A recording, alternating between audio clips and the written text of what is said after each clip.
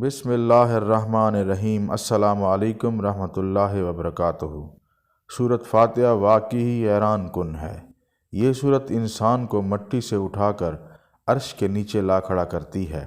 ہمیں عدم سے وجود میں لانے والا کون، پیدا کرنے والا کون؟ اللہ الحمدللہ۔ پھر ہمیں پالنے والا کون؟ رب العالمین۔ دنیا میں ہمیں تھامنے اور چلانے والا کون؟ الرحمن۔ آخرت میں ہم کس کے سہارے ہوں گے؟ الرحیم۔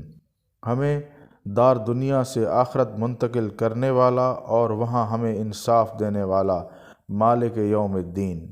جب ہماری پیدائش سے لے کر ہمیں اگلے جہان لے جانے والا صرف اللہ، تو بس پھر ہم اسی کے بندے، اسی کے غلام۔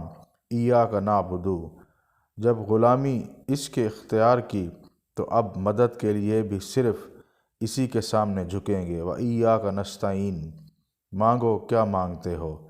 یا اللہ آپ سے آپ ہی کو مانگتے ہیں، وہ راستہ جو سیدھا آپ تک پہنچا دے۔ اهْدِنَا الصِّرَاطَ الْمُسْتَقِيمَ۔ اور ہمیں انعام یافتہ افراد میں شامل کر دے۔ صراط الذین انعمت علیہم۔ اور ہمیں گمراہی اور آپ کے غضب سے بچا دے۔ غیر المغضوب علیہم ولا الضالین۔ آمین یا رب العالمین۔ جزاک اللہ۔